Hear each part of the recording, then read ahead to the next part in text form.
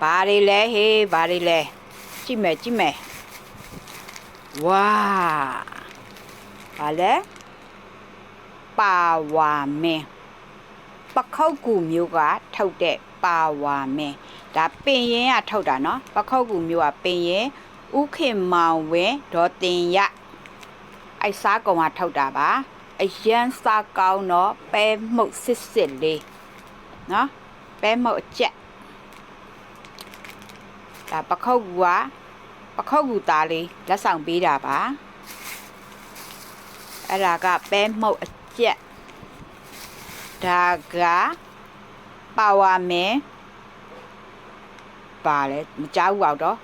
ဆိုင်ကလုံးတုတ်ဟူးမှုတ်ဟာစုံရပဲဒါပါလေဒါပါလေ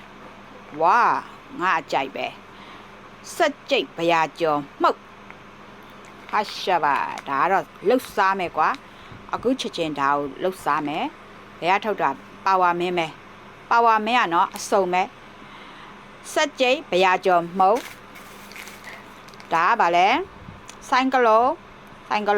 တုတ်ဟူးမှုတ်ဒါကပဲအကျက်မှုတ်မွေးလေးဒါတွေကပခောက်ကူသားလေးလက်ဆောင်ပေးတာပါကျေးဇူးတင်ပါတယ်ရှင်ဒါကတော့ပါဝါမင်းတစ်စိမ့်နဲ့ဗျာကျော်မုတ်ပခောက်ကူကလာတာပါဒီမှာပါကိုယ်တိုင်လုပ်တဲ့ဗျာကျော်ကျွတ်ရွရွလေး